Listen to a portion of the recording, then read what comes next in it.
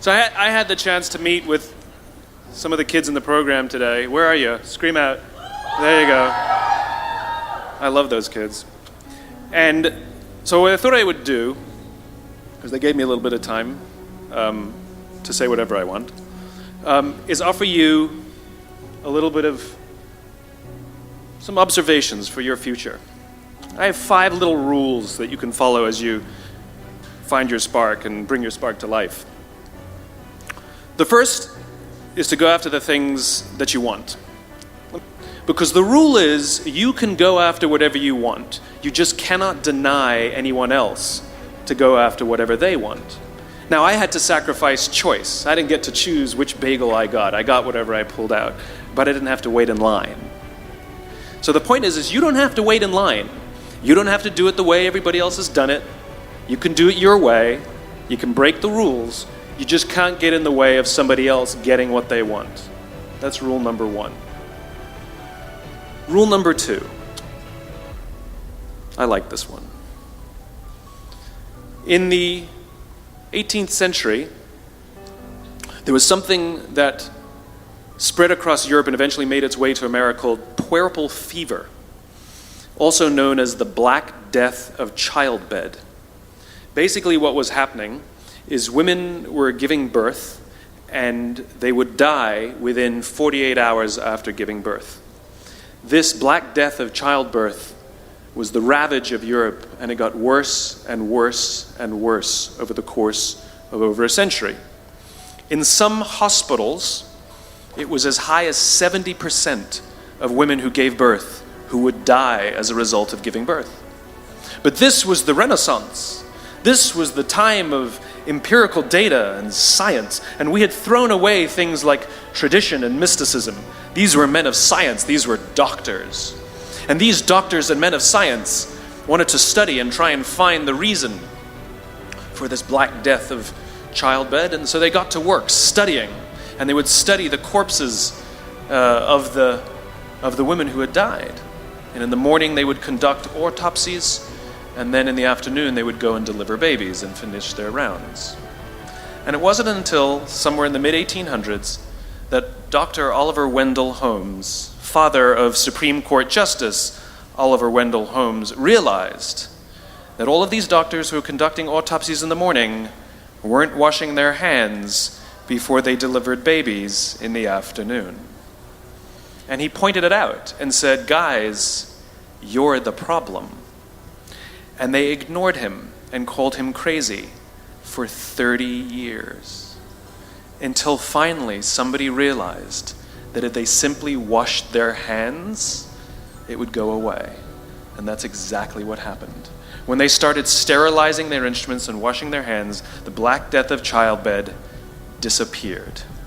My point is, the lesson here is, sometimes you're the problem.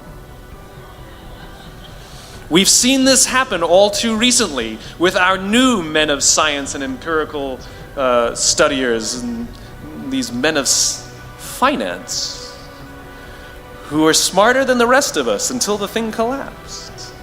And they blamed everything else except themselves. And my point is take accountability for your actions. You can take all the credit in the world for the things that you do right, as long as you also take responsibility for the things you do wrong. It must be a balanced equation. You don't get it one way and not the other. You get to take credit when you also take accountability. That's lesson 2. Lesson 3, take care of each other. The United States Navy SEALs are perhaps the most elite warriors in the world. And one of the SEALs was asked, who makes it through the selection process? Who is able to become a SEAL? And his answer was, I can't tell you the kind of person that becomes a SEAL. I can't tell you the kind of person that makes it through BUDS. But I can tell you the kind of people who don't become SEALs. He says the guys that show up with huge, bulging muscles, covered in tattoos, who want to prove to the world how tough they are, none of them make it through. He said the preening leaders who like to delegate all their responsibility and never do anything themselves, none of them make it through. He said the star college athletes who've never really been tested to the core of their being, none of them make it through. He says some of the guys that make it through are skinny and scrawny. He said some of the guys that make it through, you will see them shivering out of fear. He says, however, all the guys that make it through, when they find themselves physically spent, emotionally spent, when they have nothing left to give physically or emotionally, somehow, some way, they are able to find the energy to dig down deep inside themselves, to find the energy to help the guy next to them. They become SEALs, he said. You want to be an elite warrior, it's not about how tough you are, it's not about how smart you are, it's not about how fast you are. If you want to be an elite warrior, you better get really, really good at helping the person to the left of you and helping the person to the right of you. Because that's how people advance in the world. The world is too dangerous and the world is too difficult for you to think that you can do these things alone. If you find your spark, I commend you. Now, who are you going to ask for help, and when are you going to accept help when it's offered? Learn that skill. Learn by practicing helping each other. It'll be the single most valuable thing you ever learn in your entire life. To accept help when it's offered and to ask for it when you know that you can't do it. The amazing thing is when you learn to ask for help, you'll discover that there are people all around you who've always wanted to help you. They just didn't think you needed it because you kept pretending that you had everything under control. And the minute you say, I don't know what I'm doing, I'm stuck, I'm scared, I don't think I can do this, you will find that lots of people who love you will rush in and take care of you. But that'll only happen if you learn to take care of them first.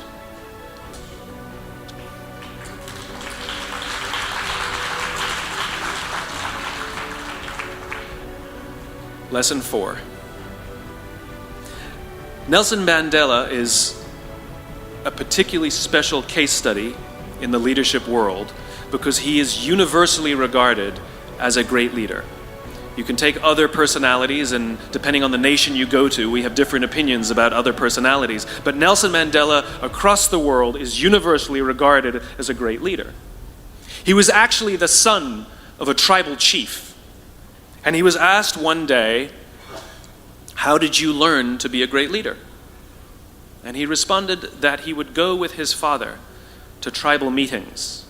And he remembers two things when his father would meet with other elders. One, they would always sit in a circle.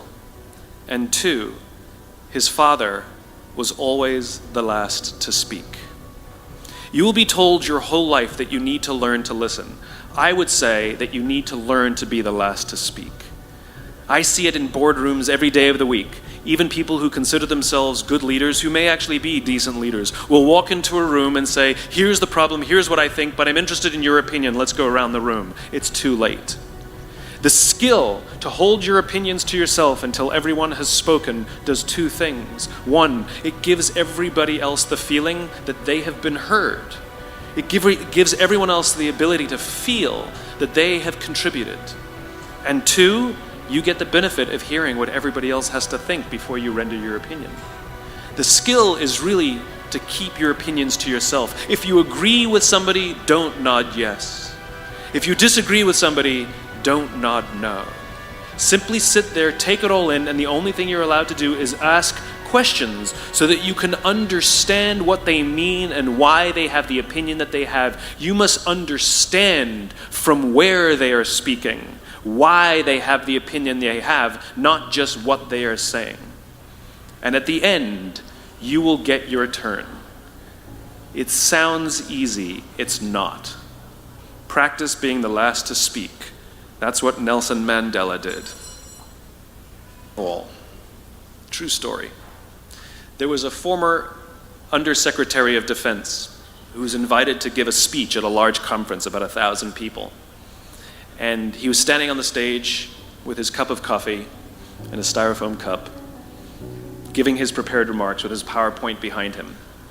And he took a sip of his coffee and he smiled and he looked down at the coffee. And then he went off script and he said, last year I spoke at this exact same conference. Last year, I was still the undersecretary. And when I spoke here last year, they flew me here business class. And when I arrived at the airport, there was somebody waiting for me to take me to my hotel. And they took me to my hotel and they had already checked me in and they just took me up to my room. And the next morning I came downstairs and there was someone waiting in the lobby to greet me and they drove me to this here same venue. They took me through the back entrance and took me into the green room and handed me a cup of coffee in a beautiful ceramic cup. He says, I'm no longer the undersecretary. I flew here coach. I took a taxi to my hotel and I checked myself in. When I came down the lobby this morning, I took another taxi to this venue. I came in the front door and found my way backstage, and when I asked someone, do you have any coffee? He pointed to the coffee machine in the corner, and I poured myself a cup of coffee into this here styrofoam cup. He says the lesson is, the ceramic cup was never meant for me. It was meant for the position I held. I deserve a styrofoam cup.